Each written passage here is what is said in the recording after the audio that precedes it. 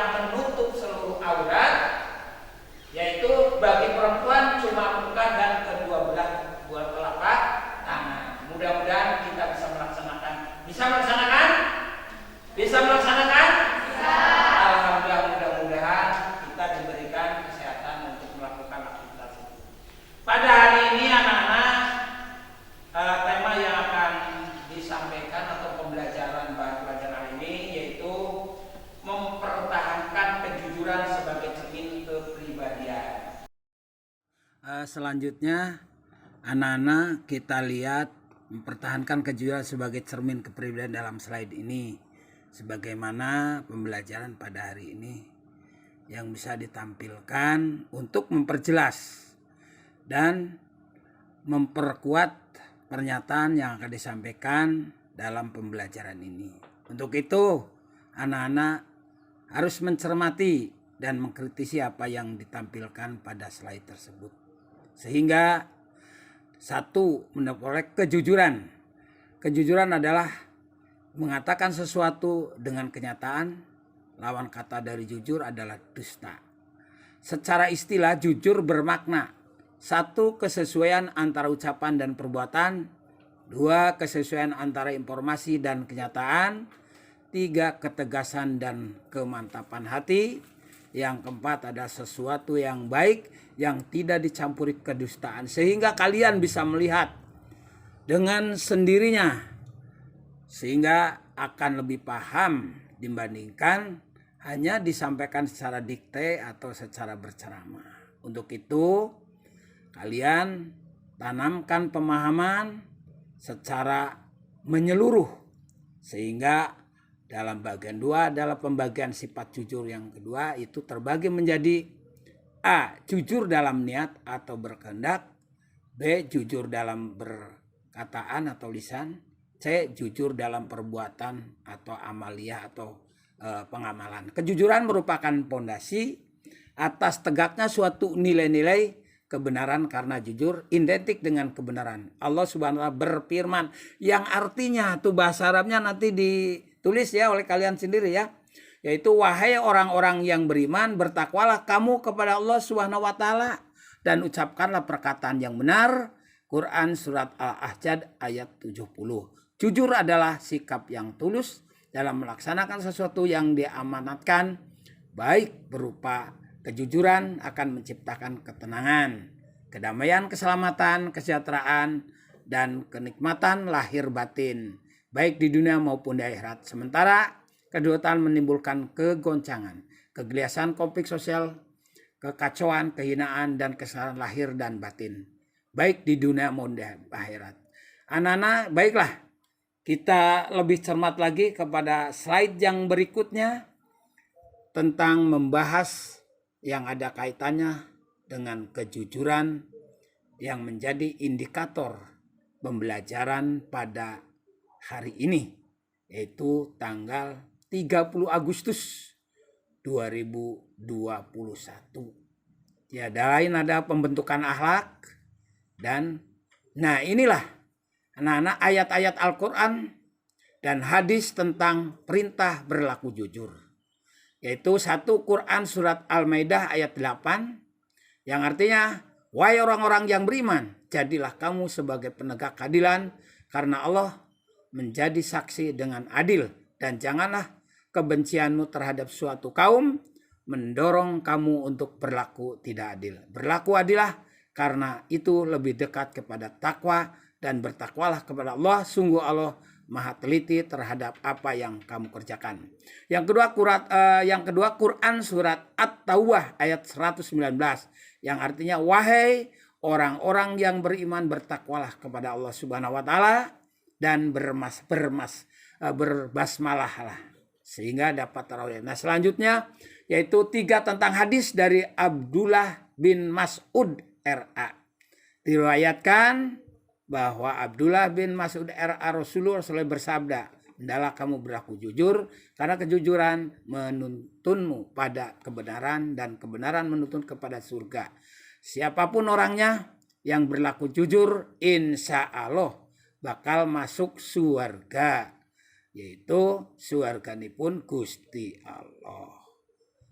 itu anak-anak, dengan adanya penjelasan keterangan tentang ini, kalian harus lebih mantap hatinya untuk menempuh kebaikan menuju surganya Allah Subhanahu wa taala. Nah, yang keempat, hadis tentang perintah berlaku jujur. Nah, di situ ada tampilannya, silakan nanti kalian bahas, kalian lihat, dan apabila nanti ada yang kurang jelas, silakan kalian untuk bertanya dan cari kelengkapan referensi daripada hadis dari Abdullah bin Mas'ud tentang kejujuran. Nah, untuk itu anak-anak, lewat kesempatan ini tidak akan bosan-bosan Bapak menyampaikan, memperingatkan kepada kalian agar selalu berlaku jujur. Itu semuanya diucapkan jujur 3 macam itu oleh Imam Ghazali. Itu jujur tadi yang telah terlintas di dalam slide. Nah, selanjutnya anak-anak menerapkan perilaku mulia. Jujur adalah perilaku yang sangat mulia. Ia adalah sifat yang wajib dimiliki oleh para nabi dan rasul Allah Subhanahu wa taala, sehingga separuh gelar kenabian akan disandangkan kepada orang-orang yang senantiasa menerapkan perilaku jujur. Penerapan perilaku jujur dalam kehidupan sehari-hari, baik di lingkungan keluarga, sekolah maupun masyarakat, diantaranya 1. Meminta izin atau pamitan kepada orang tua ketika akan kepergian kemanapun. 2. Tidak meminta sesuatu di luar kemampuan kedua orang tua kita. Yang ketiga, mengembalikan uang sisa belanja meskipun kedua orang tua tidak mengetahuinya berapa, dikasih uang berapa, dan dibelanjakan berapa. Ini. Nah, yang keempat, memberitahukan nil ulangan kepada orang tua meskipun hasilnya kurang baik. Harus sportif di situ. Jangan nilai baik dikasih tahukan, yang tidak baik disembunyikan. 5. Tidak memberikan atau meminta jawaban kepada teman ketika ulangan. Yang keenam, mengembalikan barang sesuatu dengan tempatnya. Yang ke-7, membayar sesuatu sesuai dengan harga barang yang dibeli. Dan yang ke-8, tidak menutup-nutupi kesalahan diri sendiri agar terbuka, hati tidak terbelenggu, dan hati tidak merasa terbebani oleh kebohongan atau kedustaan yang ada pada diri sendiri. Demikian slide yang disampaikan. Tapi ini ada LKPD tentang mempertahankan kejujuran sebagai cermin kepribadian. Silakan Anda kritisi, Anda jawab, Anda nanti tuliskan di buku dan bisa dikirimkan via WhatsApp ataupun dikumpulkan bukunya. Oke? Sekian, terima kasih anak-anak, dan selanjutnya kita ikuti penjelasan berikutnya. Terima kasih. Kejujuran itu anak-anak, siapa yang tahu apa jujur itu? Ya, berkata apa adanya. Nah, ini baru menyambungkan jujur itu ada 3. Menurut siapa? Menurut siapa? Yaitu Al-Ghazali. Ada 3. 1, kejujuran dalam hati. Yang kedua, dalam lisan. Yang ketiga, dalam perbuatan. Yang paling sulit dari ketiga itu yang mana kira-kiranya? Nah, perbuatan, pengamalan biasanya sulit. Di dalam hati saya mau tapi ternyata begitu sudah sampai pada pelaksanaan dia enggan, malas, dan lain sebagainya. Silakan dikritisi, barangkali ada yang itu tujuan daripada pembelajaran. Nah, itu menyambungkan. Nah, yang seterusnya tujuan pembelajaran hari ini adalah meyakini bahwa jujur adalah ajaran pokok agama Islam. Itu salah satu contoh aja. Satu tujuan pembelajaran bahwa jujur adalah merupakan bagaimana? Merupakan ajaran pokok agama Islam. Dengan jujur kita bisa masuk surga. Cung, yang ingin masuk surga, cung. Yang tidak ngacu berarti masuk neraka ya. Ya, ngacu coba yang tinggi ngacunya. Nah, bagus. Jadi semuanya ini yang baik, maka harus ditempuh.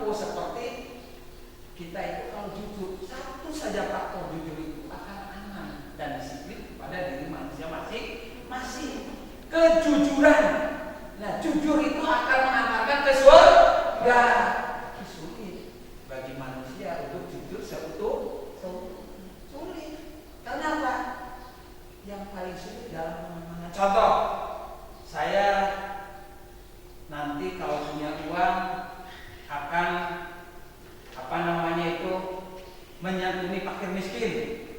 Itu niat ya, terus dikatakan. Ente atau siapa ini? Beli, maka nanti kalau bapak punya uang akan memberi nyantuni kepada fakir miskin. Tapi itu sudah niat dalam hati dan dalam mulut, itu sudah bagus. Tinggal pelaksanaan. Gak sedang karena duit, kalinya dan kita diganggu oleh setan. Oke. Barangkali dari paparan bapak dari tujuan tadi bahwa jujur adalah merupakan pokok ajaran Islam agama. Dalam ini apa tadi? LKS atau LKPD yang bapak bagikan kepada kalian, silakan kritisi. Sebab di sini begini anak-anak, kalau cuma nanya mengapa itu katanya sistem pembelajaran yang lots, artinya berpikir secara rendah. Tahu nggak yang berpikir secara tinggi disebut dengan pembelajaran HOTS. HOTS itu adalah berpikir tinggi. Misalnya kenapa? Misalnya tadi gabungan kemarinnya itu hari yang pertama bahwa malaikat bagian meniup songsong kala atau songsong untuk tandanya kiamat. Lah sekarang kerjanya apa gitu? Karena itu ditiupnya nanti pada waktu kiamat misalnya itu sudah berpikir secara kritis, secara tingkat tinggi. Nah di sini silakan kalian kritisi, kalian analisa, kemudian silakan Anda kemukakan pendapatnya. Monggo silakan dilihat dan nanti ajukanlah suatu pertanyaan. Seperti itu. Nah, silakan. Ada yang mau tuh jangan sebelah sini saja, coba sebelah sana. Ada yang mau tanya silakan. Atau mau mengemukakan pendapat. Silakan. Mengungkapkan pendapatmu tentang perilaku jujur adalah pokok ajaran agama. Nah, katanya dari teman kamu nanyakan pendapatmu tentang jujur adalah pokok ajaran agama kita apa? Agama Islam. Silakan siapa yang mau menanggapi atau mengkritisinya, silakan memberikan jawaban. Ya, siapa namanya dulu? Saras. Nah, nama silakan Saras ya. Karena kejujuran itu merupakan akhlak mulia, berbudi luhur, dan sebagainya. Kejujuran itu kesesuaian ucapan dan perbuatan, kesesuaian antara informasi dan kenyataan, ketegasan dan kematangan hati, sesuai yang baik yang tidak dicampuri dengan kedustaan. Kejujuran menyelamatkan manusia dari siksa dunia dan akhirat. Ada teman lain, barangkali ada yang lain bahwa inti daripada kejujuran di situ tidak dalam hati berdusta, di dalam lisan berdusta. Apabila berjanji harus ditepati, kalau tidak ditepati harus memberikan jawaban alasan kenapa tidak menepati janji. Itu kira-kira seperti itu anak-anak. Pembelajaran yang inti pada pembahasan hari ini adalah tentang apa? Kejujuran yang dapat mengantar kepada kita masuk surga. Ingin masuk surga? Nah, kalau begitu harus kalian dari sekarang belajar dengan baik, karena kalian adalah generasi muda 20 tahun yang akan datang. Negara tergantung pada kalian ya. Mudah-mudahan kalian juga sama kan. Kalau yang mau belajar itu long life education, artinya belajar dari sejak lahir sampai ke liang lahat. Itu yang harus kalian catat. Itu kira. Ada yang mau ditanyakan lagi?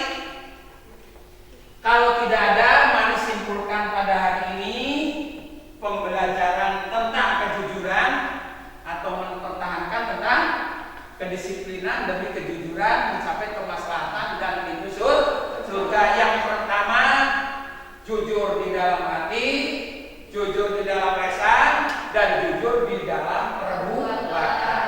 Tapi saya kira orang di dunia itu kalau harus jujur susah. Belum ada yang lolos dari tingkat kejujuran. Maka untuk itu tadi pertanyaan yang kalian ajukan dan dijawab oleh teman kalian juga itu merupakan evaluasi pada pembahasan tentang kejujuran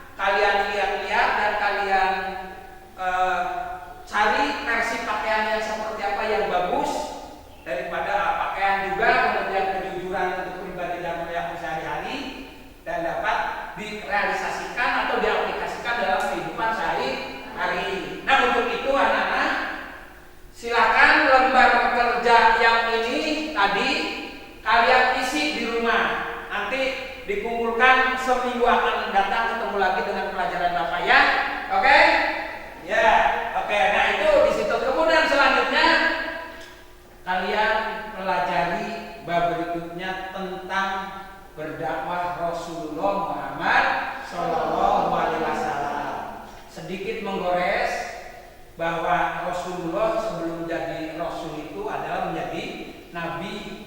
Itu ada tersendiri. Nabi adalah laki-laki yang taat kepada Allah dan diberikan wahyu oleh Allah untuk dirinya sendiri, dan Rasul adalah laki-laki yang diberi oleh wahyu oleh Allah di samping untuk dirinya sendiri juga mengajarkan pada orang lain. Begitu anak-anak ya, itu tugas kelanjutan program penyambungan dengan materi berikutnya seperti ini. Sekian saja barangkali pertemuan hari ini, saya kira cukup. Mudah-mudahan di hari lain waktu kita bisa ketemu kembali. Penting diberikan nilai sehat, umur panjang, dan kita selalu bisa beraktivitas. Kita akhiri bersama-sama bacakan hamdalah. Alhamdulillahirabbil alamin. Sekian saja pelajaran dari Bapak. Ada kesalahan, kurangan dan lebihnya, yang salah milik manusia dan yang benar adalah milik Allah semata. Bila itu, Assalamualaikum